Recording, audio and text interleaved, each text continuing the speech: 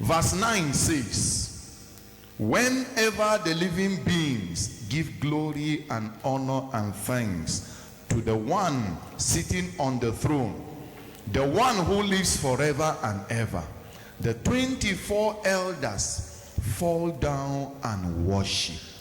They worship the one who lives forever and ever, and they lay their crowns before the throne. Very, very important. I want to encourage every one of us, please, whenever we appear before the King of Kings, the Lord of Lords, full of majesty, can we make up our minds that intentionally there will be nothing about me? All my achievements, all my trophies, before him they are rubbish.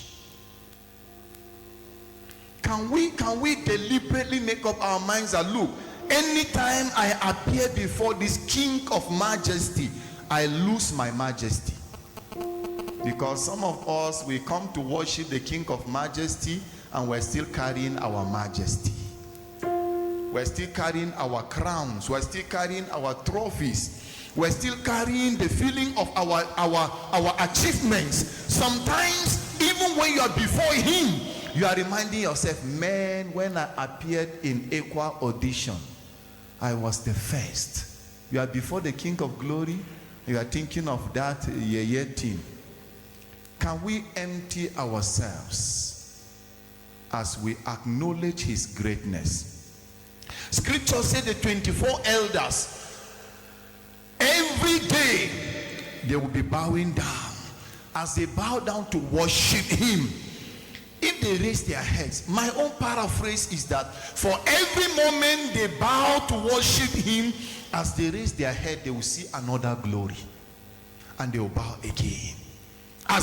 Because God is inexhaustible.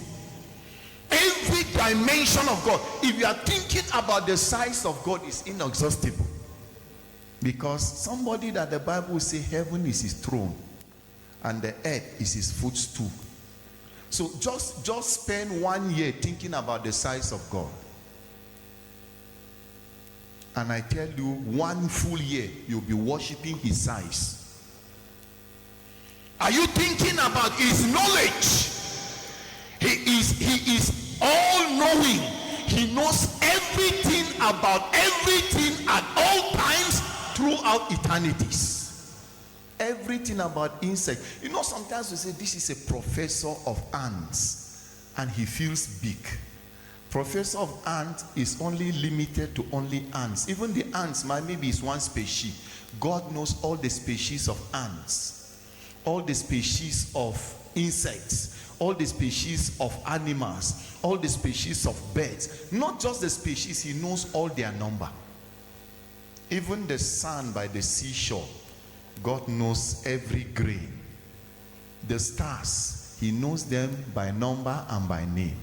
So wonderful a God that even the hair, the strands of hair on my head, he counts them. None of them will fall to the ground without his knowledge. So even if it is just to worship his knowledge, you can spend 1 year. Because before this all-knowing God, all that you know is nothing. What do you know, ma? I mean, I know mathematics. So Ambut, they are chopping eye for us. They know quadratic equation. Please, brethren, can we really worship this God? He deserves the worship. It's not flattering. He deserves it. And as we appear before him, let's empty ourselves.